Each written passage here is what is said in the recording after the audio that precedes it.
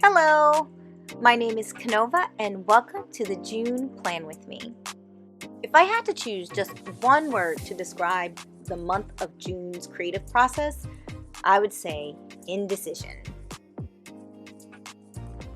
And it wasn't that I didn't have a whole host of ideas, it was that I just couldn't quite commit to one. Sometimes it was because of the amount of labor that went into it. Sometimes it was because I needed to order something and I had said to myself I wasn't going to keep purchasing items. I wanted to use the things that I have. If you are an avid bullet journaler, this becomes a chronic problem. So I took a trip to the beach on Tuesday to relax, even though I had things to do.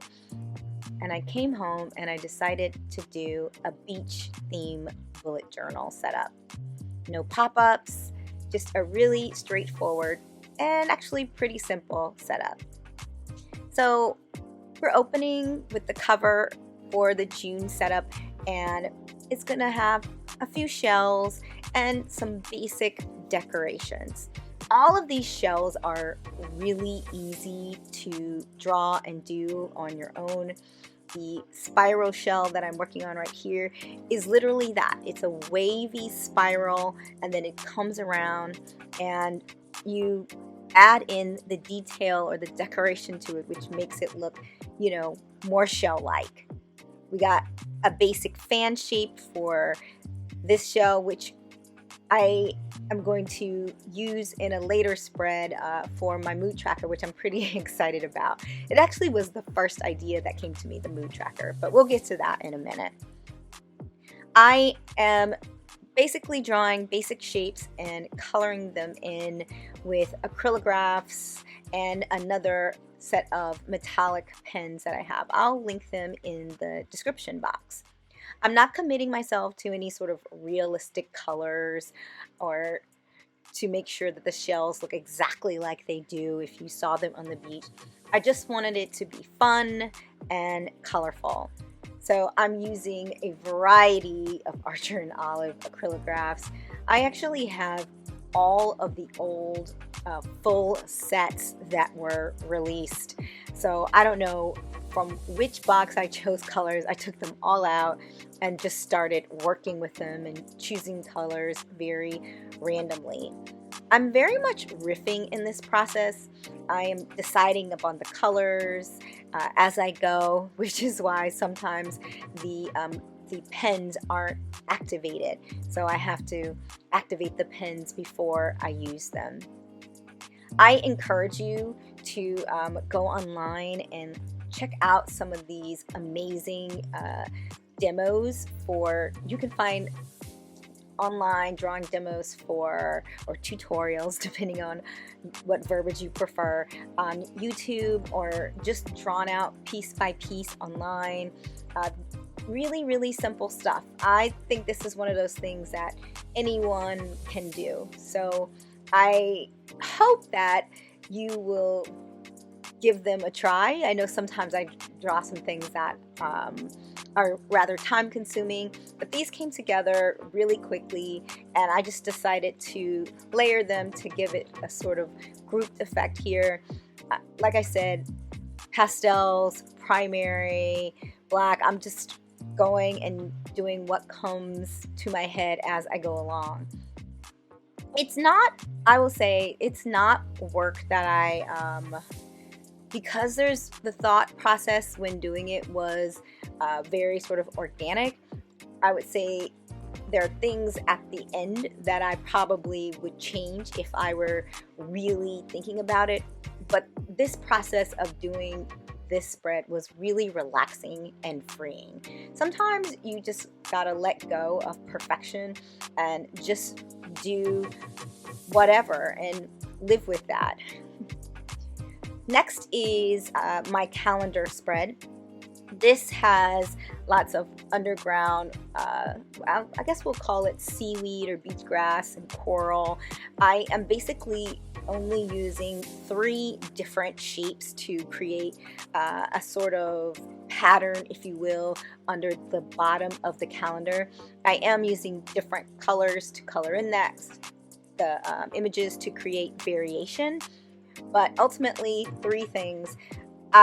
With the coral, what I would suggest if you want to try it is draw all the branches with single lines first, very thin, and then just simply go around those lines and thicken them up. And then you can erase, or if you're using acrylographs, you can simply paint over the lines in the middle and you have your coral there. The leaves are just curved lines. I overlap them to make them look a little bit more natural. The colors of the leaves and the coral are not natural. This is not what they look like underneath the ocean, but it is what pleased me at the time. So I forgot to turn the camera on when I started cutting these tabs. I decided to make my tabs look like waves, like a big wave was coming in. So I created the tabs, and then the last portion is going to just be, it's going to represent sand, but it's going to be some washi tape. What I am using here is my distressed oxide inks. They have a very powdery effect and they go on and dry really quickly.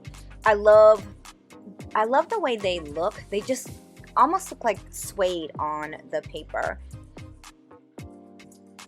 It's a great alternative to watercoloring when you're doing a big space because it does not change the quality of your paper.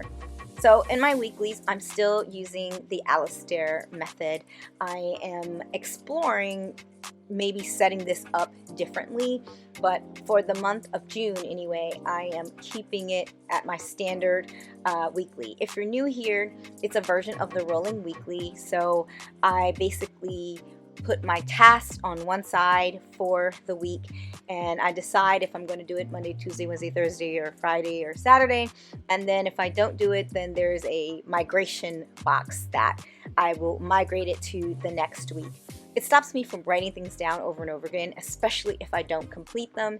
And then on the right side of my bullet journal are the calendar breakdown, and that's where I put all of my appointments. If I have an audition, if I have if I'm going to the movies or a doctor's appointment, those things go over there. I find that it's the most efficient way of doing things for me. And there's my audition tracker at the back. It never changes. It's something that I don't really need it to change right now. I haven't had trackers in a while. If you have been following my bullet journal channel for a minute or seen a few videos, if you've watched them more recently, you'll notice that I haven't been using trackers. Sometimes trackers can be a little bit stressful, but for the month of June, I'm starting a bit of a boot camp for some habits and some things that I have been neglecting. I'm going to do a vocal boot camp, which is working out my voice. I haven't had any sort of endurance training in a while, so I'm going to be doing that, and I'm going to try to get back in the gym. I had an injury that has sidelined me from the gym, and I really want to get back there. And there's a couple of other things that I'm going to be tracking. All right, we are here at the mood tracker. This is a simple crab. I simply drew like an oval-like shape, and then I sort of pointed it at the top where the head and the face is going to be. And then I drew the 8 legs. I drew sort of like these curved lines first, and then I simply drew out the legs around those lines. It's a really simple process. If you are curious about it, maybe I will do a short tell me if that's something you're interested in the comments box. So again, I am just vibing. A pink and a red crab is not, I don't know if that's normal, but that's what I wanted, so that's what I did. The mood tracker is going to be pearls. So I went in with my stencil and I drew a whole bunch of little circles, and each of those are going to represent the day. You can see that the crab has one sort of in its clutches, and there is also one still in the shell, or there will be one still in the shell. One of the things I wanted to do was try to, I guess, get better at realism, drawing things that are realistic. None of these images that you see here are very real, but I looked at a sort of tutorial for painting pearls, and I'm gonna see if I can adapt it so that it can be done quickly for my bullet journal during the month. I think that it'll be a nice little task for me to do before I go to bed, which is when I fill out this mood tracker. It'll be quick, but it also will be a little bit more detailed. Last but not least, as always, is my line a day. I simply like to go in and write a line a day. I am activating these Archer and Olive pens. If you've never seen it done, that's what was happening. You have to shake them up, you have to press them, pump them to press them down, and then you have to hold it till the ink flows. Once that happens, I don't typically have to go back in and make them flow again unless I haven't been using them for a while. But if you do, it's not that big a deal. Again, this is just a clump of shells here.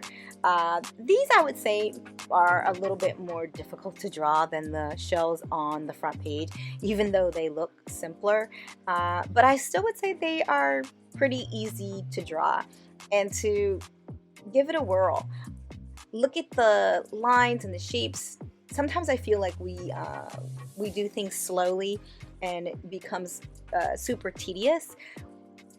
If you just sort of did it and went with instinct, sometimes these things turn out better. All right, so we're going in with washi tape, blue. I found washi that just about matches all of these waves, and then I went in with two colors, brown metallic shades to represent the sand. I considered going matte, but I always like a little sparkle on my pages. If you've been here a while, you know that I struggle with lettering. I, again, was not up for things not going my way in terms of lettering, in terms of how the spreads look, so I pulled out some trusty stencils. These I found on Amazon. I found a whole package of them. I use them quite often. Sometimes the size of these stencils don't work, so you'll see me go in and either use lowercase or freehand all the items, copying the font. But not actually, it's kind of funny. It's more like I draw the font instead of actually doing the lettering. I feel like I need to take an actual class where we practice strokes in order to get better at this. I know that Skillshare has some classes like that, and so maybe I'll put that on my to-do list for the summer.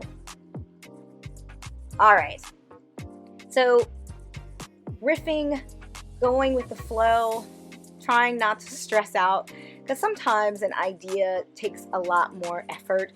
This was really effortless and fun and went really quickly. All right, here we are, the final flip. I will say this, that we are doing the final flip, and as I talk to you, I know that I have already gone back into the journal and added a few things to some pages, just because I felt like after they were done, they were missing something. For example, this page, I just went in and put a little bit of gold along the border of the page. It's just a little something that brings everything together. And on this calendar page, I've already added washi tape to it, like the waves, just so it has a little bit sparkle and a cohesiveness to it. Every other page had washi tape. It just seemed like the right thing to do in order for it to come together. All in all, I'm really pleased with this bullet journal setup. I'm actually still considering going into those waves and drawing lines on them. I think that had I planned it out, these things would have been thought of and been done in time for the video, but because I was riffing as I go back through, I make changes. All right, I will see you guys for the, oh my gosh, it's time for a new bullet journal setup, a whole new journal setup. So that will be probably my next video. See you next month.